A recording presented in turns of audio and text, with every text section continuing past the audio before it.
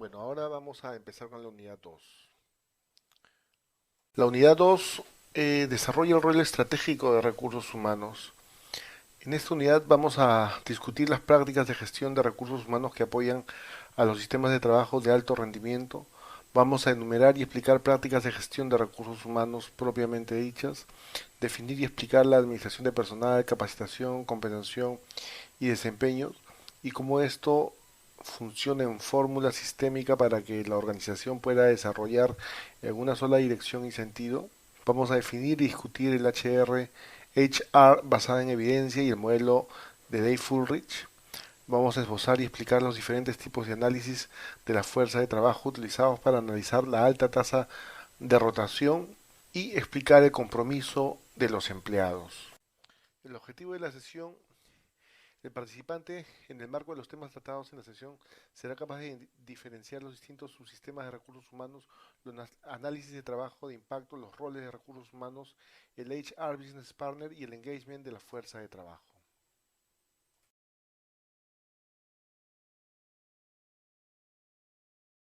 Las empresas demandan trabajo para desarrollar los productos y servicios en las distintas industrias. Daniel trabajó diariamente en una empresa de servicios de acondicionamiento de campamentos para minería. Su puesto de trabajo era de administrador de obra. Cuando él estaba en la operación, en una obra de 2 meses, en condiciones de trabajo atípico de 14 días laborados por 7 de descanso, lejos de la ciudad y el campamento minero, en el campamento minero, tenía contingencias como la falta de operarios en las subidas a laborar y la no llegada de recursos materiales para continuar armando los módulos de oficinas y viviendas de la empresa. Y cuando refería a Lima su problema, el responsable de administración de la sede le respondía que espere. En la oficina central de Lima tenía a un auxiliar de recursos humanos que coordinaba con el contador para realizar las planillas y que ayudaba también reclutando personal que antes ya había trabajado con ellos en otras obras similares y por avisos en periódico. Este auxiliar también se quedaba luego del trabajo preparando órdenes de compra de insumos, embalando y enviando materiales, pero le faltaba tiempo. La operación en Lima estaba formada por un administrador de todos los servicios externos e internos, el contador, el auxiliar de recursos humanos, la secretaria de gerencia y 3 vendedores en el área comercial. Los operarios eran contratados por obra y cada obra en promedio generaba un ingreso de 300.000 nuevos soles mensuales. Esta empresa facturaba 1.5 millones de soles mensuales. El gerente general, que no atendía de cerca el negocio, todo le confiaba al administrador, quien era un técnico en administración que venía, que era un técnico en administración que venía operando en esta empresa ya 3 años. Sin embargo, el último año su crecimiento había sido, el crecimiento de la empresa, me refiero, había sido de 6 veces a cuando empezaron a trabajar. En estos momentos, a usted le están contratando como jefe de recursos humanos en esta empresa. Y la primera pregunta que debe responder para gestionar es: ¿qué debe hacer? ¿Qué podemos hacer nosotros frente a todo lo que está sucediendo en la realidad de las empresas? Y nosotros vamos a encontrar empresas como estas en prácticamente la mayoría de empresas. ¿Qué podemos hacer con las empresas que no tienen claros los conceptos de para qué sirve y funciona el área de recursos humanos? Esta pregunta va a ser respondida dosificadamente y en mucho sentido a lo largo de todo el día de esta sesión. Para empezar a responder esta pregunta, vamos a revisar una diapositiva que revisamos la última sesión acerca de las 10 tendencias ordenadas según nivel de importancia de qué están mirando los managers en capital humano a nivel mundial, qué les interesa, dónde está la mayoría de su respuesta en términos de importancia. Y nos damos cuenta que en términos de importancia la mayor preocupación de los managers está en el diseño organizacional, el liderazgo, la cultura y lleguemos hasta el compromiso y el aprendizaje. ¿Qué podemos hacer con el diseño organizacional, el liderazgo, la cultura, el compromiso y el aprendizaje en términos de cómo nos organizamos para que esto se vea en prácticas o acciones coordinadas dentro de la empresa?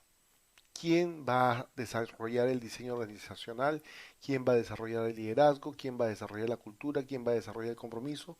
¿Y quién va a desarrollar el aprendizaje? ¿Cómo se va a hacer? ¿Lo puede hacer cualquier supervisor? ¿Lo puede hacer solamente el área de recursos humanos? ¿Cómo deberían de coordinar? ¿Qué es lo que se ha establecido como norma que facilite la fluidez de los resultados? Para entender cómo vamos a establecer el orden de la organización de recursos humanos en una organización, discutamos las prácticas de gestión de recursos humanos que apoyan los sistemas de trabajo de alto rendimiento. ¿Por dónde empezar el planeamiento de recursos humanos en una empresa? ¿Cuál es el rol del especialista de recursos humanos en la empresa? ¿Qué rol es principal el que el área de recursos humanos desea desarrollar, el que la empresa necesita o el que el gerente general o los accionistas están proponiendo? ¿Mm? Y frente a estas preguntas, ¿qué es el diseño organizacional? ¿Qué es el desarrollo organizacional? ¿Y qué es el comportamiento organizacional? ¿Para qué nos sirve el diseño, el desarrollo organizacional y el comportamiento organizacional? Y muy bien, hasta este punto nos hemos llenado de preguntas y hemos estado revisando cómo es que vamos a establecer el orden de diseño y estrategia de recursos humanos en la empresa. Y esto que estamos conversando empieza por entender que recursos humanos es un área más de la organización. Y cuando nos preguntan cuál es el rol del especialista, nosotros tenemos que preguntarnos cuál es el rol que nos asigna el gerente general o el directorio en una organización. De tal manera que en ese diseño organizacional tengamos la predominancia, la altura, el nivel de línea de autoridad, tramo de control y coordinación para que podamos desarrollar organizacionalmente en base a artefactos o programas que podamos establecer para el comportamiento organizacional. Y todo esto se conlleva a entender que recursos humanos se debe planear en una organización. ¿Mm? Entonces, lo que vamos a hacer nosotros el día de hoy es establecer cuál es el orden general que existe en recursos humanos. Cuando ustedes ya desarrollen un curso de diseño organizacional, desarrollo organizacional y comportamiento organizacional, entenderán de que hay un framework o marco general para que eso suceda. Y eso es lo que vamos a hacer nosotros con las sesiones subsiguientes y empezando por esta sesión. Ulrich es el autor del modelo de los 4 roles. Y estos roles aplican para las unidades o departamentos de recursos humanos y la organización. Integra. Este modelo permite hacer un diagnóstico de cuál es la estrategia que el gerente general o el directorio están teniendo respecto al desarrollo de la empresa y se están apoyando en recursos humanos. Existe un dilema, que el alcance del resto de áreas no es como el alcance del área de recursos humanos. El rol de recursos humanos bajo este enfoque es el de co-liderazgo del gerente general para el desarrollo de la organización.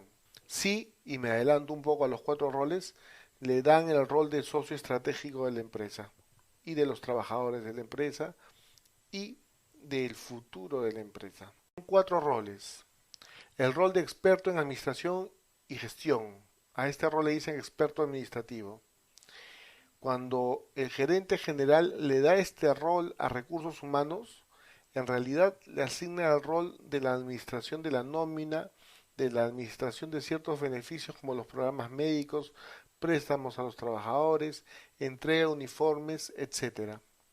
Por ser procesos administrativos que no quiere decir que no son importantes. Sin embargo, no son los procesos medulares o que van a generar el valor para que se le reconozca a recursos humanos como de alcance o trascendencia en la dirección de la empresa. Sin embargo, consideremos que cuando estemos nosotros gestionando, así sea estratégicamente con ese rol, no vamos a descuidar este rol de experto en administración y gestión, que significa ser un experto administrativo.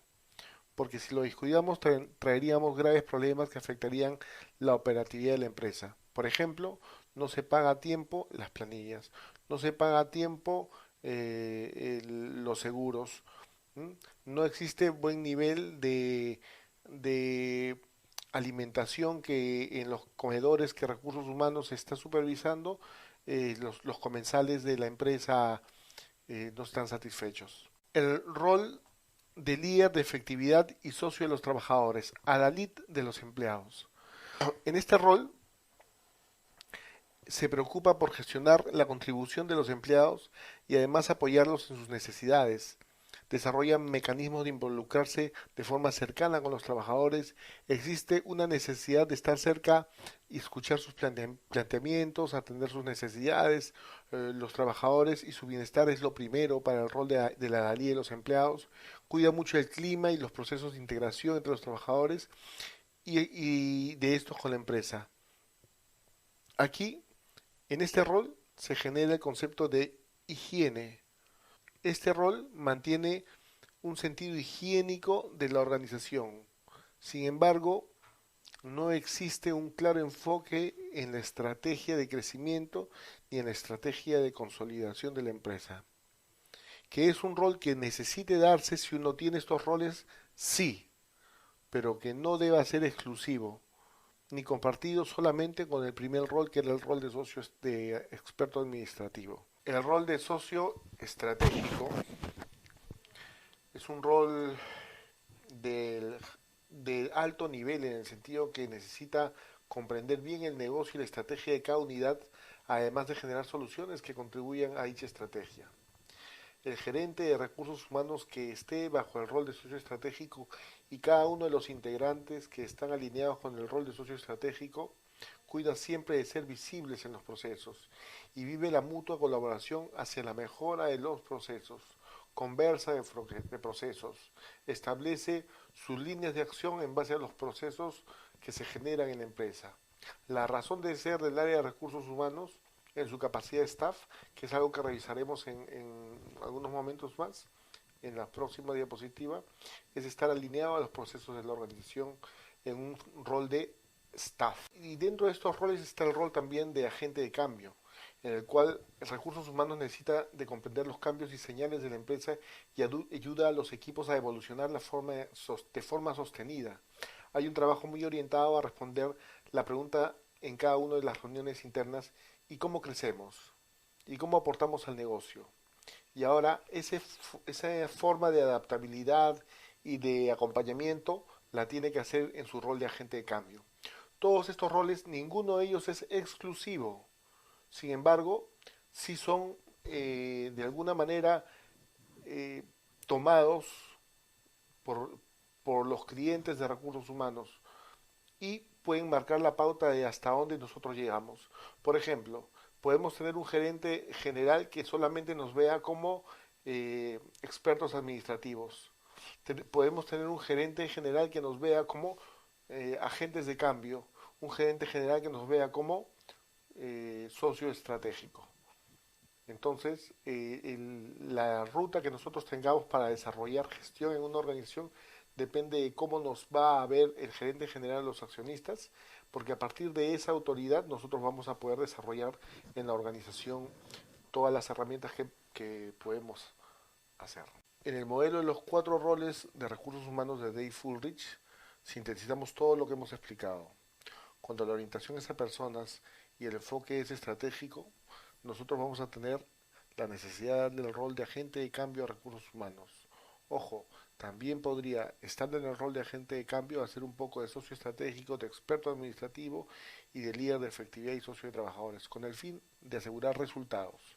Sin embargo, en este momento, en el enfoque estratégico y orientación a personas, el rol que necesita tener mucha preponderancia es el de agente de cambio, porque con este rol va a hacer acompañamiento a las decisiones, a las nuevas decisiones y cómo vas a involucrar y a direccionar a las otras personas, siempre respetando el rol de de la autoridad de la línea hacia los nuevos resultados.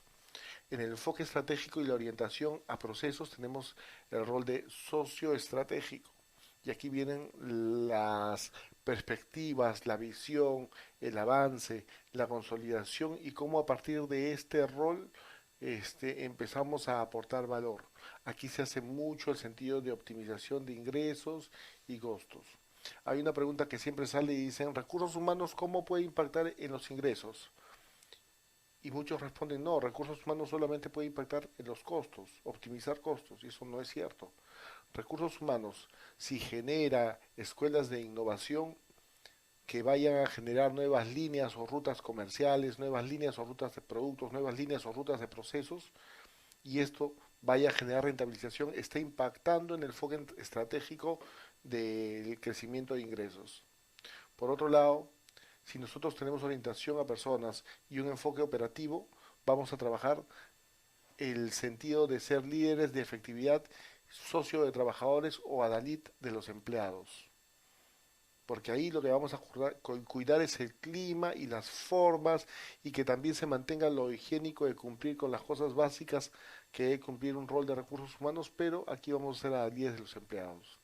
Y si la orientación es a procesos y al enfoque operativo, ahí recursos humanos va a hacer el rol de experto administrativo.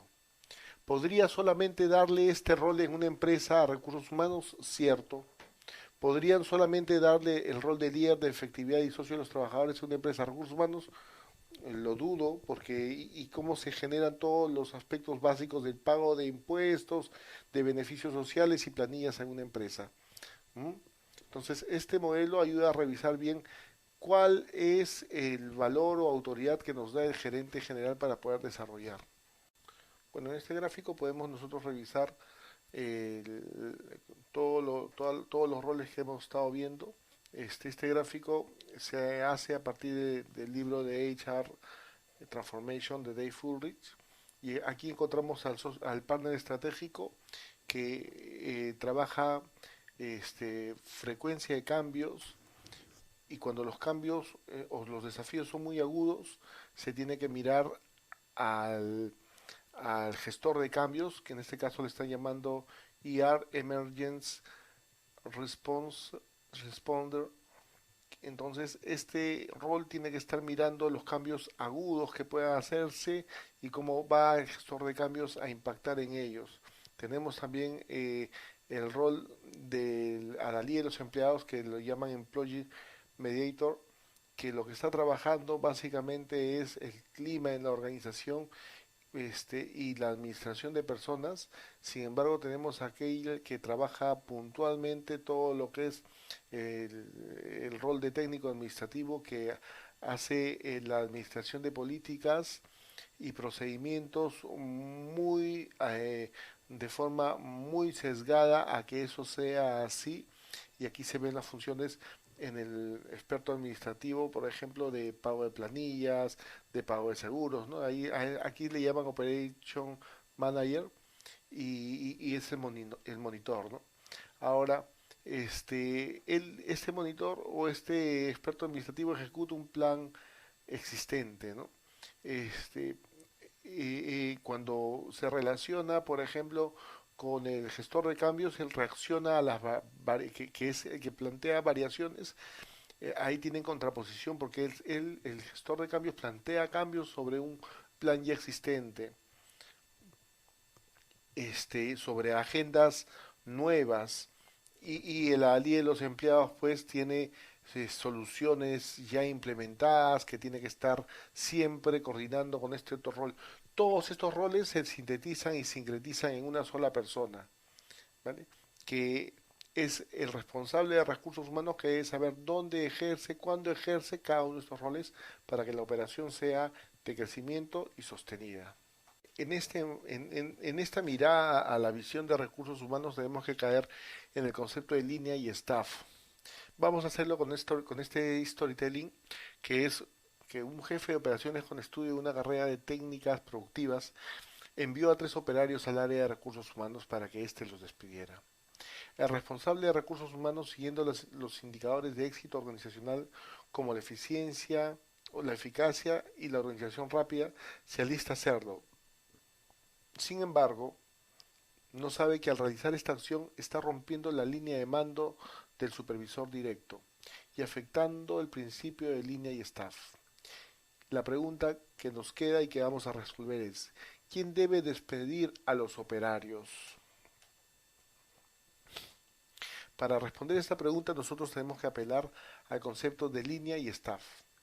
Recursos humanos es un área de staff, es un área que Melville dice, por ejemplo, que pide impacto sin responsabilidad, pide alcance en las decisiones sin responsabilidad. Y la línea, lógicamente, tiene el alcance en las decisiones con responsabilidad, porque la línea es la línea operativa, son los jefes directos, los supervisores o los gerentes de segunda y primera línea. Esas son las líneas operativas, están más desarrolladas al core del negocio, la razón de ser del negocio. Sin embargo, nosotros debemos de considerar que es necesario que recursos humanos mantenga ese rol de co-líder y no sea nunca un líder directo, porque si lo llegase a ser, recursos humanos se convertiría en, en una institución que debilita la autoridad del líder directo, que es el supervisor directo o el gerente directo. Entonces, saber convivir con este sentido de trabajo en equipo entre el staff y la línea es algo que en el planeamiento de habilidades directivas debe existir para que todos sepan diferenciar quién debe hacer. La respuesta a este storytelling es que la línea es quien debe despedir a estos trabajadores y recursos humanos de repente acompañar, dar las herramientas, capacitar el cómo se hace, estar presente mirando, pero no puede despedir recursos humanos porque no es línea, es staff. Vamos a conversar nosotros de cómo ha evolucionado recursos humanos en el tiempo. Y esta evolución tiene que ver con la orientación de recursos humanos, que por ejemplo en 1980 estaba más o menos identificado como un técnico administrativo, ¿no? Proveía la administración de recursos humanos y el soporte de la auditoría de los distintos procesos que pudiesen haber, pero básicamente era un técnico administrativo. Luego apareció el generalista, más o menos entre los 90 y los 2000, y el generalista lo debía saber todo, y el HR de recursos humanos o gestor de recursos humanos era un generalista perfecto, todo lo debía saber, y administraba día a día operaciones de los negocios, pero como un generalista.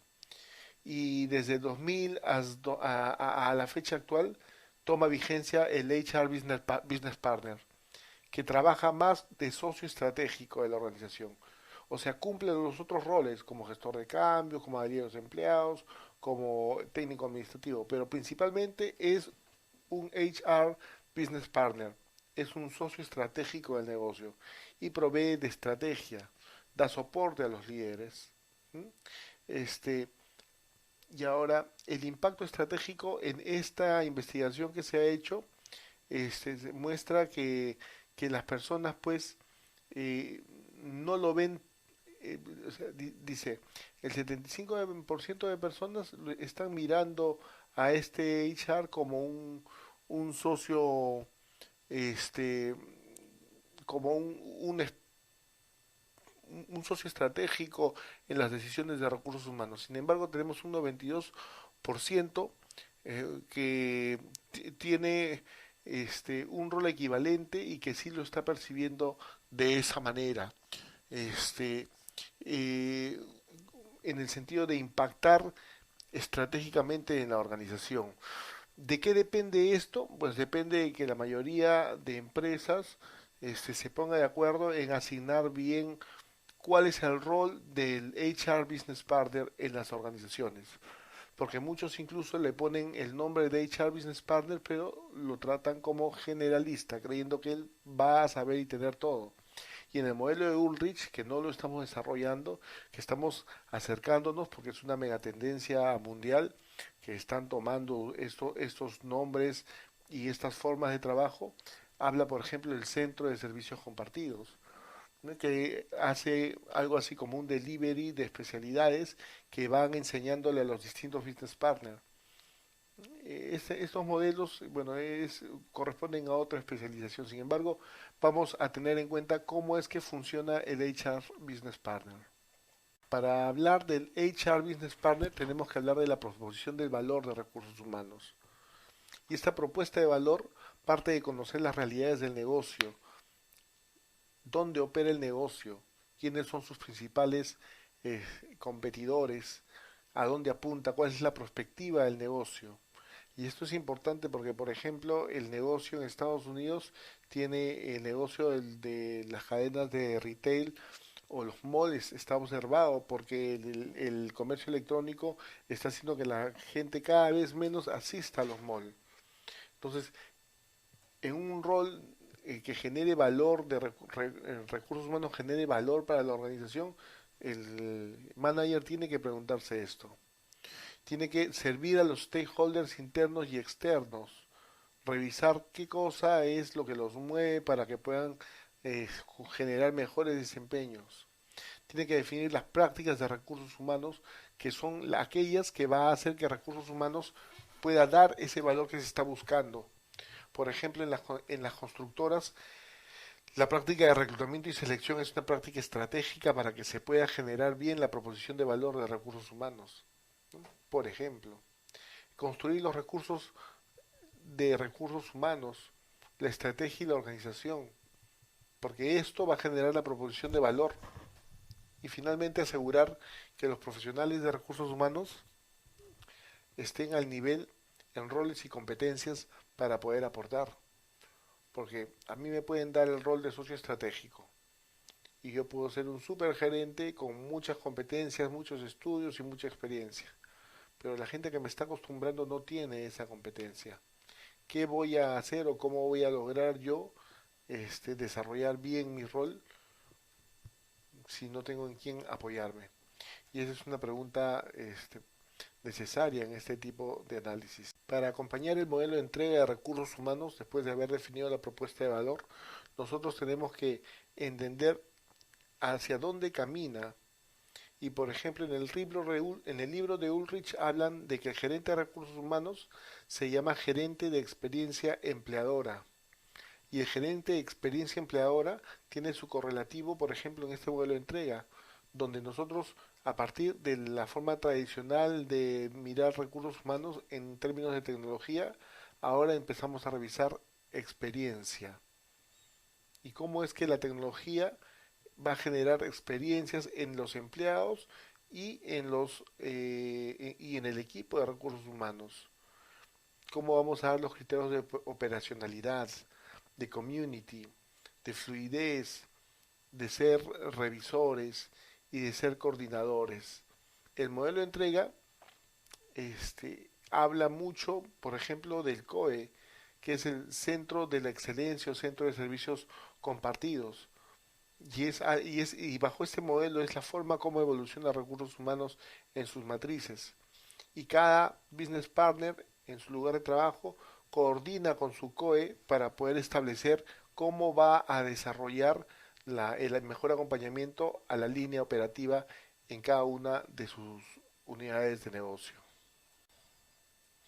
Entonces, a partir de los resultados del negocio, los HR Business Partner empiezan a plantear sus prioridades, ¿no? Por ejemplo, en sostener el crecimiento del negocio, los HR Business Partners básicamente identifican las estrategias de talento para estos nuevos mercados, predicen los requisitos de crear y traer talento, reorientan la función de recursos humanos, porque como conversábamos hace un momento, de repente esa función no es tan importante, generan como un segundo resultado de negocio el crecimiento de beneficios y reducción de costos. Y aquí viene la administración del proceso de cambio. Aquí, por ejemplo, plantearían esos programas de innovación que estuvimos conversando para que se impacte en los beneficios y reducción de costos en el negocio. bajo el resultado de trabajar inteligentemente con velocidad y flexibilidad. Viene mucho el alineamiento al rendimiento y las recompensas con velocidad, flexibilidad y adaptabilidad, crear comunicaciones y herramientas para reforzar la cultura, mejorar los procesos de recursos humanos y la prestación de los servicios y obtener el talento adecuado para que se logren las metas de la operación. Respecto a la lealtad y retención de clientes, nosotros aquí evaluamos, por ejemplo, la fidelidad y la retención de los empleados y el impacto potencial en la fidelidad, retención de empleados, el engagement. Aquí empezamos a conversar de la evangelización, de aumentar la comprensión de las estrategias de adquisición de clientes que los programas de recursos humanos están apoyando y que todos deberían lograr en un sentido compartido. Cuando hablamos de la capacidad de ejecución de estrategias, hablamos de anticipar brechas potenciales de liderazgo en los programas de desarrollo de liderazgo y desarrollar fuentes de talento, construir capacidad de ejecución en programas de desarrollo de liderazgo. Y todo esto juega en el segmento que están enfocando la empresa, con indicadores que tienen que partir del impacto en la operación de producción o de servicio. Por ejemplo, miren este ejemplo de segmento que le dan al sostener crecimiento estratégico del negocio, en los resultados del negocio, dicen que recursos humanos debe generar el doble de tamaño de la población activa mayor en un nuevo mercado el próximo año, ¿no? En el crecimiento de beneficios y reducción de costos, recursos humanos el HR Business Partner debe reducir los costos de organización de la unidad de negocio en un 5%. En el sentido de estar trabajando inteligentemente con velocidad y flexibilidad y adaptabilidad, debe superar la cuota de mercado promedio de la velocidad de crecimiento del mercado en un 20%. Respecto a la lealtad y retención de los clientes, debe incrementar la satisfacción de consumidores en un 10%. ¿Mm? ¿Cómo lo va a hacer? Lo tendría que hacer incrementando la capacidad de capacitación y entrenamiento a las líneas operativas para que generen mejores formas de atención y satisfacción a los consumidores, por ejemplo. Respecto a la capacidad de ejecución de estrategias, ¿qué es lo que va a hacer? Va a mejorar el desempeño del scorecard de liderazgo por lo menos por 10%, ¿no? Va a hacer que las cosas sean este, más activas, más decisiones de cambio y de mejora, y eso se logra mejorando el desempeño del liderazgo. Y en base a estas razones de ser, nosotros desarrollamos los subsistemas donde se aplican las prácticas de gestión de recursos humanos. Por ejemplo, nosotros partimos por el reclutamiento y la selección en Talent Acquisition, el clima y la cultura organizacional, y aquí viene la evangelización, el payroll, las compensaciones y beneficios, las comunicaciones internas, el bienestar del trabajador, la capacitación y el entrenamiento, la administración de personal, la seguridad y la salud en el trabajo. Estas son las formas, de estas formas nosotros vamos a visualizar en una empresa las áreas que van a trabajar dentro de ellas estos propósitos o sentidos que van a generar el valor o la propuesta de valor de recursos. Para esbozar y explicar los diferentes tipos de análisis de la fuerza de trabajo, nosotros vamos a revisar tres herramientas: la medición de cargas laborales, el master plan y el headcount. En la medición de cargas laborales vamos a desarrollar la medición de tiempos por proceso. En lo que compete al master plan vamos a desarrollar la programación de cargas por proceso a mediano plazo, un año. Y en el headcount vamos a revisar cómo es el plan de contratación, descontratación y vacacionistas. ¿Cuántas personas necesitamos nosotros en nuestro planeamiento para los procesos que estamos desarrollando de acuerdo a las cargas laborales que se tienen? Lo que vamos a revisar aquí es el formulario de medición de cargas de trabajo por unidad. Y nosotros tenemos siempre que empezar revisando cuál es la cantidad que vamos a producir en productos o servicios. Y a partir de ello vamos a establecer la unidad de tarea a partir del procedimiento que se está analizando. Entonces, por ejemplo, acá en el 1 tenemos el código de los procesos, en el 2 tenemos los macroprocesos y en el 3 tenemos por cada macroproceso una tarea. En el 4 tenemos nosotros el responsable de la tarea. En el 5 tenemos las competencias que se necesitan para desarrollar esa tarea. Pueden ser técnicas, pueden ser conductuales. ¿Mm? Cuál es la competencia necesaria para el desarrollo de esa tarea? En el 6 tenemos el tiempo medio por cada tarea. ¿Mm? El tiempo medio de acuerdo a la carga de trabajo que tengamos. En la 7 tenemos la cantidad de veces que se repite la tarea o la frecuencia de aparición de esa tarea y que va a sustentar muchas veces la necesidad de tener ese trabajador. Y distribuimos básicamente en fracciones de hora por cada trabajador cuánto es lo que se está haciendo por esa tarea de ese proceso.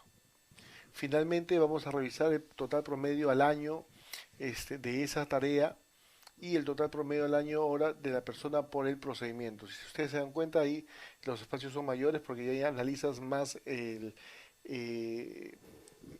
el macro del procedimiento.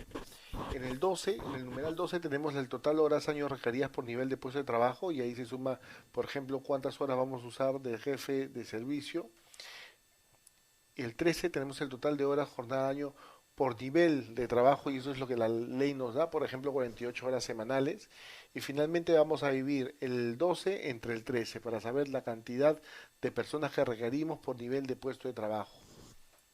A ver, para hacerlo más visible vamos a trabajar un ejemplo.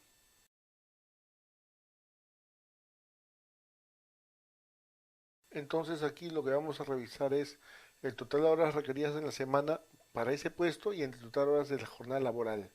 54 entre 48 para el puesto, para este puesto es de una persona, 1 punto y algo, ¿no? Pero se cierra en una persona y luego se ajusta, porque de repente es muy poca la cantidad que vaya a tener de trabajo adicional a lo que su capacidad le indique. En todo caso, revisar cómo se mejora esa productividad para que se ajuste a una persona. Sin embargo, tenemos, por ejemplo, el lado de los operarios, ¿no? Y cómo necesitamos para este nivel de producción y esta división 8 operarios. Y luego de tener las cargas laborales bien logradas, pasamos al master plan. Y en el master plan nosotros tenemos, por ejemplo, 2 meses, los meses de alta demanda y los meses de baja demanda. Y dicen que los meses de baja demanda es por abajo del 50% de lo que en la alta demanda se necesita. Y la medición de cargas laborales que hemos hecho es para la alta demanda. Por lo tanto, cuando nosotros dividimos esto y ponemos en baja demanda, tenemos que de enero hasta marzo y de julio hasta diciembre, esta es la baja demanda. ¿Y cuántas personas vamos a necesitar? ¿Y cuántas personas necesitamos para la alta demanda?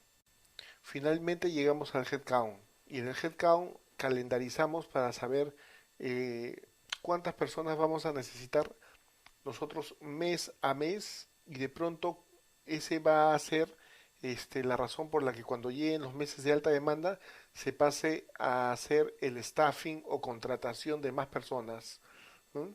Y los tenemos identificados bajo el título de staffing y bajo el título de staffing que es cómo es que nosotros eh, vamos a desvincular a las personas cuando lleguemos a la baja demanda de personas.